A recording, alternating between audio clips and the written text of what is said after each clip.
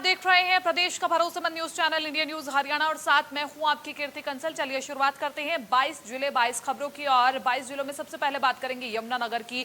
यमुनानगर में भी सरकार के अध्यादेश के खिलाफ किसानों ने जोरदार प्रदर्शन किया है। श्रावण मास के शिवरात्रि पर्व के अवसर पर स्वामी ज्ञानानंद महाराज ने जहां भक्तों का आशीर्वाद दिया है, वहीं वन व शिक्षा मंत्री कंवरपाल गुर्जर ने भी शिव मंदिर में जाकर वहां शिव की आराधना की है। मंदिरों में भी जो है सोशल डिस्टेंस का पालन किया जा रहा था। मास्क सभी ने मुंह पर लगाए हुए थे और इसके अलावा जो है हर आदमी जो था, हालांकि पहले तो शिवरात्रि के दिन पे जो शिव भक्त कांवड़ी थे गंगा जल लेकर आते थे, लेकिन इस बार जो गंगा जल हरिद्वार से नहीं लाया जा सकता था क्योंकि कोरोना वायरस के चलते वहां पर बैन लगा दिया गया। तो सरकार द्वारा डाक के द्वारा व्यवस्था की गई और सरकार ने भी उनको बोला था कि जितने भी शिव भक्त हैं जो गंगा जल चढ़ाने जाते तो उसकी पूरी व्यवस्था की जाए। तो सरकार की भी पूरी व्यवस्था थी। मंदिर में भी जो मंदिर के अंदर केवल 4 ही आदमी आ सकते। और इधर कैथल में भी किसानों ने सरकार के खिलाफ मोर्चा खोला। किसानों ने केंद्र सरकार के लिए 3 अध्यादेश को वापस लेने की मांग की। कैथल में किसानों का प्रदर्शन लगातार जारी। आज किसान कैथल के अंदर ट्रैक्टरों के ऊपर आके सभी किसान प्रदर्शन कर रहे हैं। मैं दिखाना चाहूँगा कि किस प्रकार जो किसान प्रदर्शन कर रहे हैं, जो अपनी उनकी मांगे हैं। बढ़ते डीजल के दामों को लेकर MSP जो हटाया गया है और जो बड़ी बिजली जो प्राइवेट कर दी गई उसको लेकर ये प्रदर्शन कर रहे हैं। दिखाना किस प्रकार की ट्रैक्टरों की लाइनें यहाँ पर लगी हुई है। सभी किसान यहाँ पर मौजूद। हम जानना चाहेंगे कि किस प्रकार की जो ये मामला है। आज का जो अध्यादेश इन्होंने पारित किया है कोरोना की आड़ में, उसके विरोध में जो हमारी मंडियां तोड़ने का इन्होंने काम किया है और आड़ती किसान भाईचारा तोड़ने का काम किया है, उसके विरोध में हम प्रदर्शन कर रहे हैं। आगे की 20 तारीख को नीम साहिब गुरुद्वारा में हमारी पूरे हरियाणा के संगठनों की मीटिंग है, उसके आगे रणनीति बनाएंगे और DC साहब की ज्ञापन देंगे। जी बिल्कुल, देखिए किसानों से बातचीत की गई तो इन्होंने कहा कि जो आगे की मीटिंग रखी गई है 20 तारीख को गुरुद्वारा नीम साहिब में, उसको लेकर ये मीटिंग की जाएगी और आगे की जो रणनीति तैयार की जाएगी। और अभी जो कैथल के जिला उपायुक्त है उनको ज्ञापन देने के लिए ये पहुँचे हैं और ज्ञापन देकर जो भी इनकी समस्याएँ हैं उनका समाधान कराने की कोशिश करेंगे ताकि आगे आने वाले समय में किसान को मजबूर ना होना पड़े और सड़कों पर ना आना पड़े। कैथल से कैमरामैन पवन राविश के साथ। चरखी दादरी पुलिस ने 6 किलो चरस के साथ 2 तस्करों को गिरफ्तार किया। नशे के खिलाफ छेड़े गए अभियान के दौरान चरखी दादरी पुलिस को नशे की बड़ी खेप बरामद हुई है। दरअसल पुलिस को जानकारी मिली थी कि मंदोली पुल के पास से गाड़ी से नशा ले जाया जा रहा है। पुलिस टीम के द्वारा मंदोली पुल के पास नाकेबंदी की गई। एक ईओन गाड़ी को रुकवाया गया जिसमें 2 लोग थे। उनके कब्जे से 6 किलोग्राम 12 ग्राम चरस बरामद की गई। बाजार में चरस की कीमत 5 लाख रुपए से ज्यादा आंकी गई है। 2 शख्स संदीप व विकास जो कि मंदोली के रहने वाले हैं चरस लेकर जा रहे थे। हालांकि पुलिस के द्वारा जो मुहिम चलाई गई थी उस मुहिम में इसको बड़ी सफलता माना जा रहा है। आरोपियों के कब्जे से एक पिस्तौल भी बरामद की गई है और अब पुलिस गहनता से छानबीन कर रही है कि नशे का ये कारोबार कब से किया जा रहा था। चरखी दादरी से सहयोगी लहरी व कैमरापर्सन वीरेंद्र राजपूत के साथ रवि जांगड़ा, इंडिया न्यूज हरियाणा। सोनीपत में बदमाशों का आतंक जारी है। बदमाशों ने फैक्ट्री के गार्ड की गोली मार करके हत्या कर दी। सोनीपत के खरगोता के गांव सैदपुर में स्थित एक राजेश नाम के गार्ड की गोली मारकर हत्या कर डाली। राजेश टायर फैक्ट्री में गार्ड के पद पर तैनात था। जब सुबह उसके बेटे रवि ने उसके शव को लूलुहान अवस्था में देखा तो इसकी सूचना पुलिस को दी। पुलिस मौके पर पहुंची और शव को कब्जे में लेकर पोस्टमार्टम के लिए सोनीपत के सदर अस्पताल में भिजवाया गया, जहां पर पुलिस ने पोस्टमार्टम कराकर शव परिजनों को सौंप दिया। पुलिस को शक है कि राजेश की हत्या तार चुराने वाले गिरोह ने की है। हालांकि सोनीपत पुलिस हर पहलू पर जांच कर रही है ताकि इस पूरे मामले का खुलासा हो सके, किसने और क्यों इसकी हत्या की। सोनीपत से इंडिया न्यूज़ के लिए सनी मलिक। पलवल में नशे की बड़ी खेप के साथ 2 तस्करों को गिरफ्तार किया गया है। पलवल की अपराध जांच शाखा पुलिस ने आज बड़ी कामयाबी हासिल की है।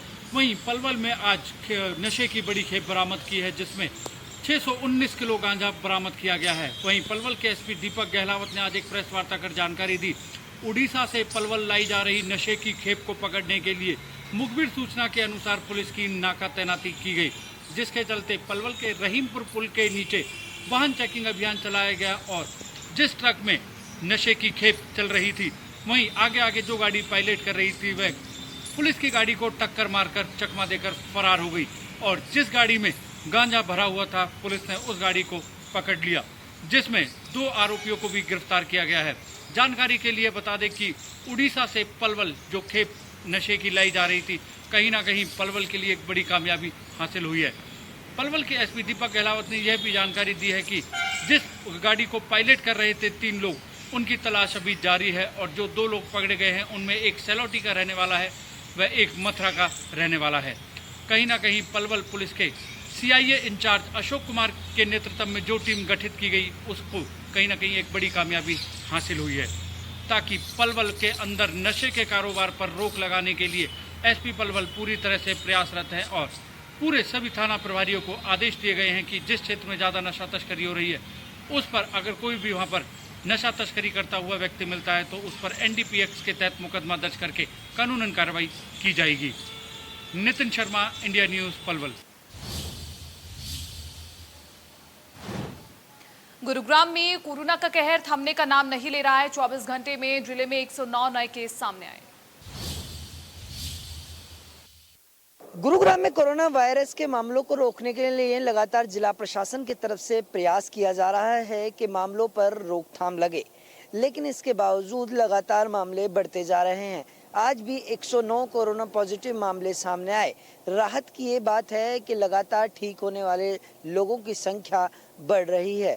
90 लोग ठीक होकर आज अपने घर लौटे। इसके साथ ही 1048 मामले अब सिर्फ एक्टिव रह गए हैं, जिसको लेकर लगातार जिला प्रशासन की तरफ से कोशिश यही की जा रही है कि मामलों पर पूरी तरह से नकेल कसी जाए। यही नहीं, अभी तक की बात की जाए तो 6693 लोग ठीक होकर अपने घर लौट चुके हैं। फिलहाल जिला प्रशासन की तरफ से लगातार लोगों से यही अपील की जा रही है कि सोशल डिस्टेंसिंग बरती जाए, क्योंकि जिस तरह से ये संक्रमण लगातार बढ़ रहा है, इससे बचाव के लिए सिर्फ और सिर्फ सोशल डिस्टेंसिंग और लोग सावधानी बरतें तो ही इससे बचा जा सकता है। गुरुग्राम से कैमरामैन जगदीश तोमर के साथ देवेंद्र भारद्वाज, इंडिया न्यूज़। फरीदाबाद में आज 103 नए कोरोना मरीज पाए गए। कुल संख्या 6675 हो गई है और बीते 24 घंटे में किसी की मृत्यु भी नहीं हुई है। फरीदाबाद में लगातार कोरोना पॉजिटिव के मामले बढ़ते जा रहे हैं। पिछले 24 घंटे की अगर बात करें तो 103 कोरोना पॉजिटिव के मामले फरीदाबाद में सामने निकल कर आए हैं। लेकिन अच्छी बात यह है कि पिछले 24 घंटे में कोरोना पॉजिटिव से एक भी मौत नहीं हुई है। कह सकते हैं धीरे धीरे जो रिकवरी है फरीदाबाद में वो बढ़ती जा रही है। लेकिन अगर कुल कोरोना पॉजिटिव के मामलों की बात करें तो ये संख्या 6675 पर पहुंच चुकी है। अगर एक्टिव केस भी फरीदाबाद में लगातार बने हुए हैं, 1416 अभी भी कोरोना पॉजिटिव के एक्टिव केस हैं। इसके साथ साथ जिस तरह से 1 दर्जन से भी ज़्यादा फरीदाबाद में ऐसे हॉट स्पॉट बने हुए हैं जहां से रोज़ाना कोरोना पॉजिटिव के मामले सामने आ रहे हैं, और इसकी वजह भी यही है कि लगातार एंटीजन टेस्ट के साथ साथ में कई ऐसे कलेक्शन सेंटर खोले गए हैं जहां रोजाना टेस्टिंग की जा रही है, जिसकी वजह से फरीदाबाद में मामले बढ़ने को लेकर स्वास्थ्य विभाग की तरफ से कहा जा रहा है कि यही वजह है कि टेस्टिंग की जो स्पीड है वो फरीदाबाद में ज़्यादा कर दी गई है। लेकिन इसके साथ साथ में चिंताएं इस बात की हैं कि कोरोना के जो एक्टिव केस जो 1416 अभी भी हैं वो किस तरह से कम होंगे, क्योंकि पिछले 24 घंटे में एक भी मरीज ठीक होने के बाद में डिस्चार्ज नहीं हुआ है। यही चिंता का सबसे बड़ा वजह बनी हुई है। फरीदाबाद से देवेंद्र कौशिक, इंडिया न्यूज़। रेवाड़ी में कोरोना के बढ़ते केस को देखते हुए 2 दिन का लॉकडाउन लागू किया गया है। पिछले लॉकडाउन के दौरान रेवाड़ी जो ग्रीन जोन में आता था, एक भी केस नहीं था। आज कोरोना संक्रमितों की संख्या बढ़कर 1000 का आंकड़ा पार कर चुकी है। इसी के मद्देनज़र बचाव के चलते जिला प्रशासन ने एडवाइजरी जारी कर 2 दिन का रेवाड़ी और धारवाड़ा को बंद रखने का निर्देश दिया है। वहीं दूसरी ओर जो एसेंशियल सर्विसेज हैं, जैसे कि चिकित्सा होगी, फार्मेसी है, मेडिकल की शॉप्स हैं, ये खुली रहेंगी। ग्रॉसरी और सब्जी वालों को सुबह 10 बजे से लेके 3 बजे तक ही दुकानें खोलने की अनुमति दी गई है। इस बंद के दौरान आज रेवाड़ी के अंदर पूरा रेवाड़ी और धारवाड़ा सैनिटाइज किया जा रहा है। दमकल विभाग की कई गाड़ियां और अन्य माध्यमों से रेवाड़ी और धारवाड़ा को सैनिटाइज किया जा रहा है ताकि कोरोना का संक्रमण का खतरा जो है वो कम किया जा सके। कैमरा पर्सन चंद्रशेखर के साथ श्याम बाडला, इंडिया न्यूज रेवाड़ी। करनाल के निगदू थाना की एसएचओ समेत 7 लोग कोरोना पॉजिटिव पाए गए। जिला करनाल में थाने से लेकर सीआईए 1 तक पहुंचा कोरोना। करनाल पुलिस के निगदू थाना में 7 पुलिस कर्मचारी एसएचओ समेत कोरोना पॉजिटिव पाए जाने के बाद यह चेन अब करनाल के सीआईए शाखा तक पहुंच चुकी है, जिसमें 2 कर्मचारियों को कोरोना पॉजिटिव होने के बाद क्वारंटाइन किया गया और उनको कल्पना चावला मेडिकल कॉलेज भर्ती किया गया। वहीं निगदू के जो 7 कर्मचारी हैं उनको नीलोखेड़ी में कोविड सेंटर में इलाज के लिए भर्ती किया गया है। वहीं एसपी सुरेंद्र सिंह भौरिया ने जानकारी देते हुए बताया कि इसके लिए सभी जगह आप जो है सैनिटाइज करवाया जा रहा है, सभी ऑफिस सैनिटाइज किए जा रहे हैं। वहीं निगदू थाना को कुछ घंटों के लिए जो है लगभग 48 घंटे के लिए सील कर दिया गया। जो भी किसी को शिकायत देनी हो वह बुटाना थाना में दे सकता है या हेड ऑफिस आकर के दे सकता है। फिलहाल कहीं ना कहीं 9 कोरोना पॉजिटिव कर्मचारी पाए जाने के बाद पुलिस में हड़कंप की स्थिति है। वहीं एसपी ने बताया कि सभी को क्वारंटाइन करते हुए अब और दूसरे जो पुलिस कर्मचारी हैं उनको भी हिदायत दी जाती है कि वह कोरोना पॉजिटिव जो भी कोई आरोपी है उससे ध्यान से संपर्क करें और उसका जो टेस्ट है कोरोना पॉजिटिव जरूरी करवाना कर दिया गया है। और जो भी कोरोना पॉजिटिव जो मरीज है या कोई भी आरोपी है उससे वह बचकर रहें ताकि खुद भी जो कोरोना पॉजिटिव जो पुलिस कर्मचारी हैं वो उसे चपेट में ना आए। करनाल से केसी आर्य, इंडिया न्यूज़। सिरसा में लगातार कोरोना के मामले बढ़ते जा रहे हैं। आज भी सिरसा में एक पैरामेडिकल स्टाफ सहित 8 मामले सामने आए हैं। सिरसा में कोरोना के केसों की संख्या लगातार बढ़ती जा रही है। आज भी 8 नए मामले सामने आए हैं। इन 8 मामलों आने के बाद कोरोना संक्रमित की संख्या सिरसा में 265 तक पहुंच गई है। हालांकि 4 मरीज नेगेटिव रिपोर्ट आने के बाद आज हॉस्पिटल से डिस्चार्ज कर दिए गए। रिकवरी रेट की बात करो, रिकवर वालों की संख्या 175 तक पहुंच चुकी है। हालांकि अभी भी एक्टिव केस 89 सिरसा के अंदर है, जिनमें से 50 हॉस्पिटल में भर्ती किए गए और 39 का इलाज होम आइसोलेट में चल रहा है। लगातार जिससे कोरोना केसेस बढ़ रहे हैं, इससे लेकर प्रशासन भी सख्ती नजर आ रही है। प्रशासन ने अब सख्ती करनी शुरू कर दी है। एसडीएम जयवीर यादव ने बताया कि आज से एक विशेष अभियान चलाया गया है, जिसके तहत 5 टीमें का गठन किया गया है। ये 5 टीमें अलग अलग शहर के एरिया में जाएंगी, न केवल लोगों को सोशल डिस्टेंसिंग के लिए जागरूक करेगी, बल्कि जो भी मास्क नहीं पहनेगा उसका चालान भी किया जाएगा। अब देखना होगा इस अभियान का कितना असर होता है। सिरसा से अमर सिंह जानी, इंडिया न्यूज हरियाणा।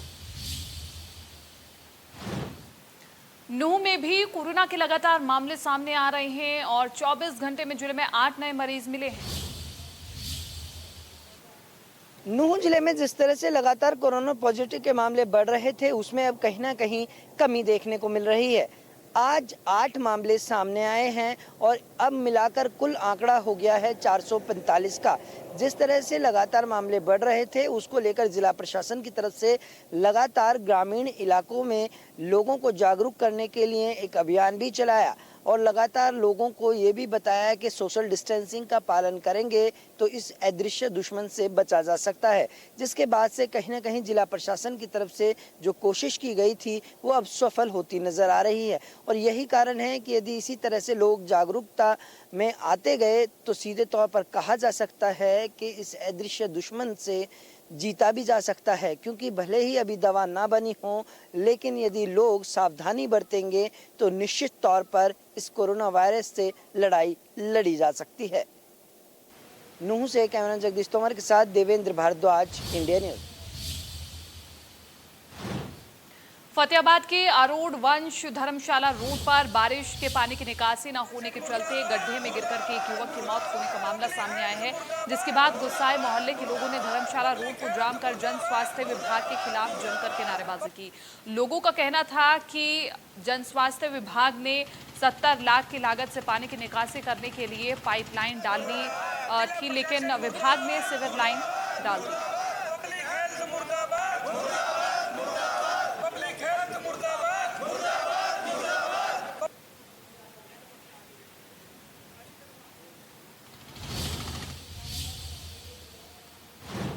कुरुक्षेत्र के शाहबाद उपमंडल में बिजली विभाग की लापरवाही सामने आई है। कुरुक्षेत्र जिले में बिजली रिपेयर करने वाले कर्मचारियों की सुरक्षा राम भरोसे दिखती है।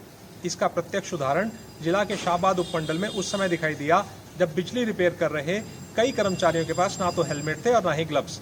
बिना सुरक्षा उपकरणों के बिजली फॉल्ट ठीक कर रहे कर्मचारियों व अधिकारियों के पास सिवाय बगले झांकने और एक खींच मिटाने के लिए ये उत्तर था कि सब ठीक है।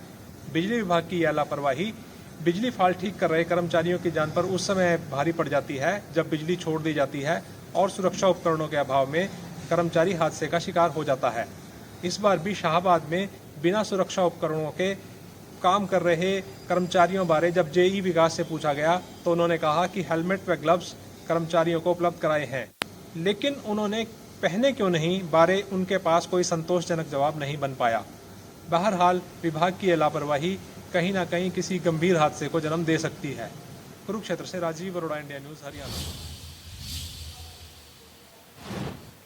बाबा बंदा वीर बैरागी के 35वें जन्मदिन पर जींद के बुलबुल कॉम्प्लेक्स में एक सेमिनार का आयोजन किया गया। बाबा बंदा वीर बैरागी के 350वें जन्मदिन पर जींद के बुलबुल कॉम्प्लेक्स में एक सेमिनार का आयोजन किया गया। इस सेमिनार में पंजाब औद्योगिक विकास निगम के चेयरमैन कृष्ण कुमार बाबा ने मुख्य अतिथि के रूप में शिरकत की, जबकि कार्यक्रम की अध्यक्षता विधायक डॉक्टर कृष्ण मिड्डा ने की। इस अवसर पर कार्यक्रम के आयोजक राजकुमार बोड़ा द्वारा एक मांग पत्र पेश किया गया, जिसमें केंद्र सरकार, प्रदेश सरकार, जींद प्रशासन से मांग की। केंद्र सरकार से यह मांग की गई कि बंदा वीर बैरागी के जन्मदिन पूरे प्रदेश में राष्ट्रीय पर्व के साथ घोषित किया जाए और प्रदेश सरकार से मांग की गई प्रदेश में किसी भी बड़े संस्थान, यूनिवर्सिटी या सड़क मार्ग पर जींद का नाम बंदा वीर बैरागी के नाम से रखा जाए। जींद प्रशासन ने मांग की कि ऐसे महापुरुष को याद में किसी बड़े चौक, चौराहे या बंदा वीर बैरागी के नाम पर रखा जाए। ये सभी मांगे पूरे मुख्य तौर पर समक्ष रखी गई, जिससे इन मांगों को पूरा करवाने की मांग की गई। जिनसे कोविड-19 पर आधारित ऑनलाइन प्रतियोगिता का परिणाम घोषित किया गया। कक्षा 6ठी से 12वीं तक के 29,013 परीक्षार्थियों ने इस प्रतियोगिता में भाग लिया था। कोविड-19 पर हरियाणा विद्यालय शिक्षा बोर्ड द्वारा आयोजित की गई प्रश्नोत्तरी प्रतियोगिता के परीक्षा परिणाम घोषित कर दिए गए हैं। जी हां, 16 जून को ये परीक्षा आयोजित की गई थी। 1,27,000 से ज़्यादा परीक्षार्थियों ने ऑनलाइन पंजीकरण करवाया था। निःशुल्क पंजीकरण था और उसके बाद ये परीक्षा आयोजित की गई थी। परीक्षा की अगर बात की जाए, 16 जून को पहली परीक्षा आयोजित की गई थी, जिसमें 28,265 परीक्षार्थियों ने परीक्षा दी थी। 936 उत्तीर्ण हुए थे। उनमें से जो परीक्षा दी थी, उसके बाद 736 परीक्षार्थी वो 23 जून की परीक्षा में अपीयर हुए थे। परीक्षा के परिणाम आए हैं। 21 विद्यार्थी अव्वल रहे हैं, जिनमें से प्रथम 7 यानी पहली जो वर्ग बनाए गए थे, उन वर्गों के हिसाब से 6ठी, 7वीं, 8वीं, 9वीं, 10वीं, 11वीं, 12वीं ये 7 कक्षाओं के 7 विद्यार्थी प्रथम स्थान पर रहे हैं, जिनको लैपटॉप विद्यालय शिक्षा बोर्ड के द्वारा दिए जाएंगे। 14 विद्यार्थी, उन विद्यार्थियों को टैब्स दिए जाएंगे और विद्यालय शिक्षा बोर्ड का ये नायाब प्रयोग था, जिसमें वो कामयाब भी रहा है। विद्यालय शिक्षा बोर्ड के अधिकारियों की बात करें तो इससे पहले चाइना में एक परीक्षा ऑनलाइन तरीके से आयोजित की गई थी एक स्कूल के द्वारा, जिसमें 1600 के करीब विद्यार्थी उन्होंने शिरकत की थी और Guinness book of world record में वो दर्ज किया गया था। लेकिन इस परीक्षा में 28,000 से ज़्यादा परीक्षार्थियों ने अपनी किस्मत आजमाई। ये भी एक नया रिकॉर्ड यहाँ पर विद्यालय शिक्षा बोर्ड के द्वारा कायम किया गया है। आपको बता दें कि उत्तीर्ण 21 विद्यार्थियों में से 7 विद्यार्थी हरियाणा विद्यालय शिक्षा बोर्ड से संबद्ध विद्यालयों से हैं, जबकि 14 विद्यार्थी अन्य विद्यालय शिक्षा बोर्डों से संबद्ध हैं। बहरहाल लोगों में यानी खासतौर पर स्कूली बच्चों में कोविड के प्रति जागृति लाने के मकसद से परीक्षा आयोजित की गई थी, जिसमें विद्यार्थियों ने न केवल बढ़ चढ़कर शिरकत की बल्कि साथ ही साथ इनाम भी जीते हैं। जो बाकी 14 विद्यार्थी थे जिनको टैब्स दिए जाने हैं, उन विद्यार्थियों की सूची भी जारी कर दी गई है। बहरहाल जो परीक्षा आयोजित की गई थी, एक तरह से इसको नींव माना गया है कि ये परीक्षा आने वाले दिनों में विद्यालय शिक्षा बोर्ड की अन्य परीक्षाओं की तर्ज पर जो है उनको भी ऑनलाइन तरीके से आयोजित किया जाएगा। वीडियो जर्नलिस्ट सुमित अवस्थी के साथ रवि जांगड़ा, इंडिया न्यूज हरियाणा। फिलहाल 22 जिलों में इतना ही। मुझे दीजिए इजाजत। नमस्कार।